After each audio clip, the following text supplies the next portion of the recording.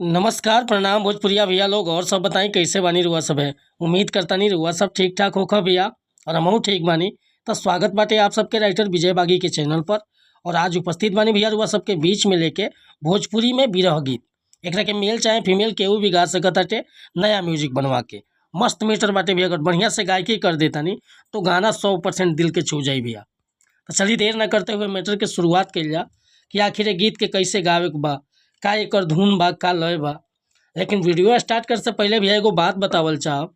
रहुआ अगर नया सिंगर बानी आ सिंगिंग में इंटरेस्ट बा, अच्छा मीटर के तलाश में भटकतानी, बढ़िया गीत नहीं मिलत, सही तुकबंदी नहीं मिलत, मनपसंद के मीटर नहीं मिलत, तो भैया अगर हमारा चैनल पर आ गइल बानी एकदम निश्चिंत रही, निराश भइला की जरूरत नहीं है। रहुआ जैसन भी मीटर चाहत हो कब लिखवावे के बड़े भैया बिल्कुल उचित चार्ज पर हुआ के फर्स्ट क्लास के मीटर व्हाट्सअप के जरिए मिल जाए। तो एक खतरा कॉल चाहब कि चैनल पर अगर पहली बार आइल बानी तो चैनल के सब्सक्राइब कर ली, लाइक प्रेस कर ली। हर रोज रोज नया नया वीडियो का अपडेट सबसे पहले मिले भैया। काहे कि भैया हम हर तरह के गीत लिखे नी, हिंदी में, भोजपुरी में, ट्रैक पर, नया सॉन्ग, भक्ति भजन, रोमांटिक सॉन्ग, जौन भी रुआ अगर गाना लिखवाओ के बा भोजपुरी में बेहिचक संपर्क कर सकता है। डिस्क्रिप्शन में नंबर दे दिले बानी।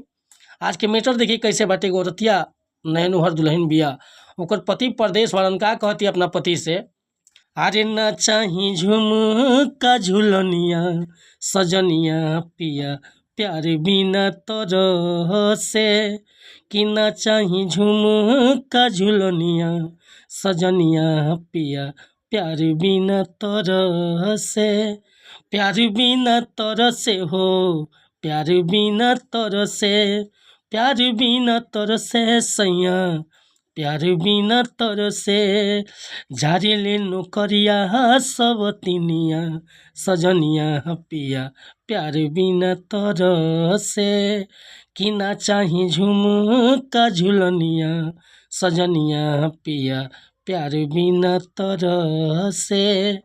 तब भैया ये मुखड़ा लेकर हुआ सबके बीच में उपस्थित रहनी है।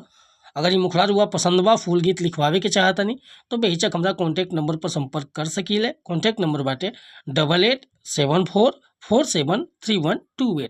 कोनो प्रकार के मीटर लिखवाओ होखे चाहे नया म्यूजिक बनवाओ होखे बेहिचक संपर्क कर सकता नहीं भैया। वीडियो पसंद आए तो लाइक करब, कमेंट करब, आ चैनल पर अगर पहली बार आए लोग तो चैनल के सब्सक्राइब कर ले। मिला तनी फिर से अगला वीडियो में कुछ नया गाना के साथ, तब तक अनुमति चाहता नहीं।